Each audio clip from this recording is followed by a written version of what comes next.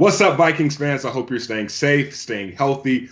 Over the next few weeks, we will be introducing a new content series breaking down the Minnesota Vikings roster position by position. To help us accomplish this, VEN analyst Ben Leber will provide his thoughts on the team for the upcoming season. As you all know, Ben, there's going to be a lot of competition for starting spots this season, but one position we don't have to worry about is the quarterback position. Kirk Cousins signing a 3-year extension. That's one position that will not need much competition for that starting job.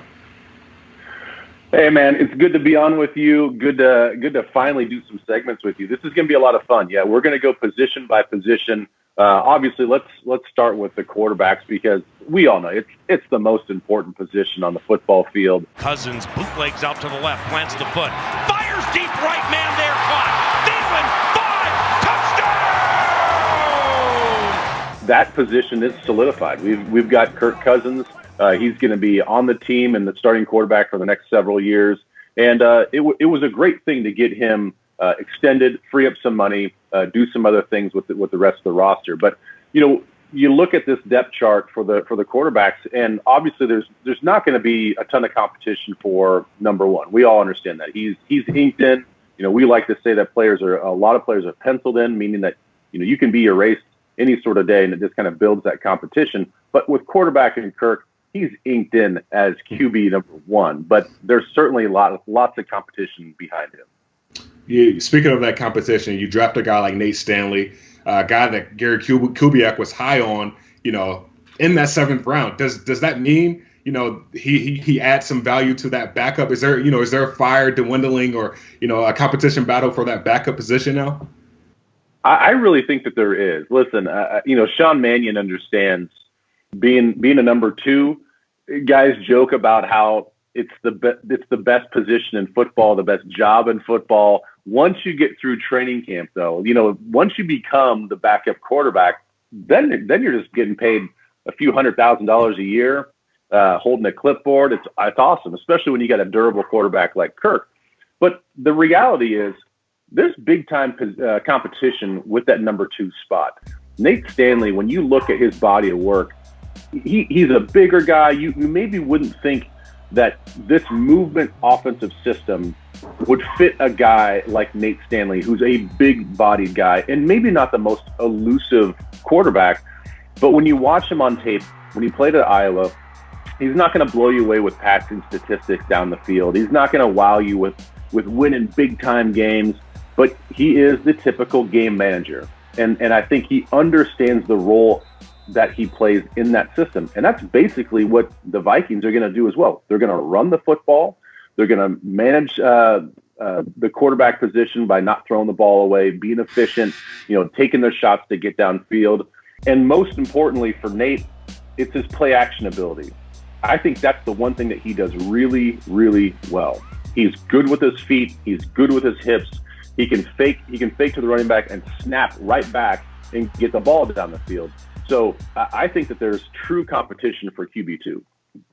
You look at all the storylines last year surrounding Kirk Cousins. Never won the big game. His record in primetime moments. Kirk takes the snap, looks right, fade left, end zone, touchdown! Bonjour, San Francisco, and au revoir, New Orleans Saints. Now that he has won that big game, he beat the Saints last year in the playoffs. What else do you need to see from him to make that next step? I want to see him a little bit more just kind of do this. Breathe. Just all right. Let's see a more relaxed Kirk in each and every game. Not just some of the games that quote unquote don't really matter. I want to see him week in and week out, and I know that he's very much sort of a machine. Like, you're going to get the same guy every week, at least on the outside. You're going to see the same type of approach. I want to see him just play a little bit more free, and I think that he did that in those big games. And that's the thing I think he proved himself, not just executing the plays, but it's in those big moments. How did he look?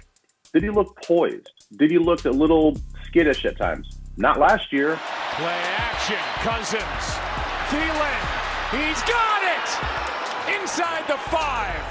That's the throw.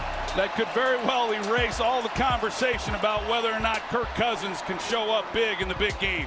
Having that poise and that relaxedness where he's got that inner confidence where he's going to command the huddle and he knows that he's going to make this play and the offense is going to make this play.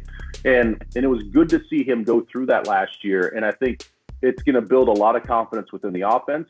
And with this offseason being so shortened and all that, it's going to take veteran presence like that and leadership to really just make these guys mesh quickly once the season starts.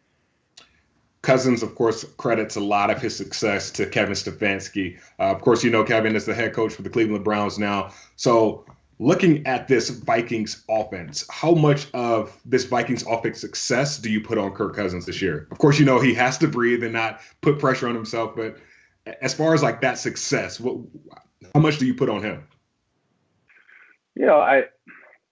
You got to put a lot on him. I mean, that's just the nature of the business. That's the nature of the game. And he understands that.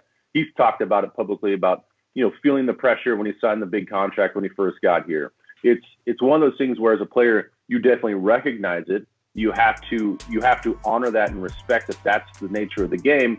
But then you have to do your best to push it aside and go out and play mistake-free. And don't worry about, making mistakes, and don't worry about what the public says. So all those distractions, I think he's gotten out of the system. I think that the nature of his position is he has to be the guy. He has to keep that internal pressure on himself, to keep challenging himself. And as much as I would say, it's a team game and it's going to be on Dalvin too, and the receivers are going to have to step up, and boy, that offensive line. Yeah, all that being said, the buck stops with the quarterback, and he understands that. Do you see Kirk making that next step in his game? Of course, last year was, statistically his best season as far as completion percentage and just efficiency. Do you see him making that next step in his career this year?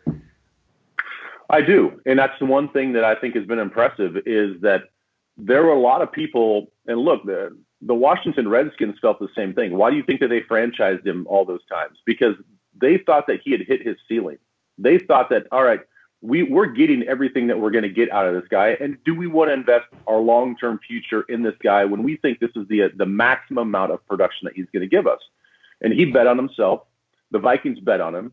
And what has he done? He's elevated his play. He's gotten better. And that's all you ever want to do as a player is how can I improve on the year before? And he's done that, and he continues to do that. So I expect the same thing. He's got familiarity with Clint Kubiak, the quarterback coach. He obviously knows Gary. He knows this offense. This offense is not going to change. They're obviously going to have some new wrinkles. They've got a shiny new toy in Justin Jefferson. You expect Herb Smith to step up as a tight end. There are a lot of weapons for him to feel poised, relaxed, and just find sometimes just the easy throws to get in rhythm. I think he's going to have a great year.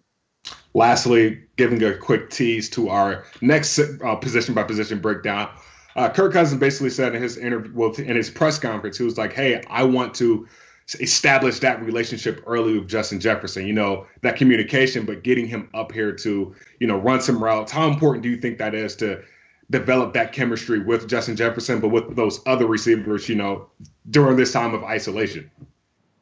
It's so valuable, man. I mean, it's every year you talk about quarterbacks, receivers, that relationship, that marriage. They have to have timing. They have to have chemistry. They have to rep it. They have to be out there, not just half speed, not three-quarter speed in some sort of park or some sort of high school football field, running routes on air. They have to be in there with helmets on against the defense to get those reps and to build up that trust.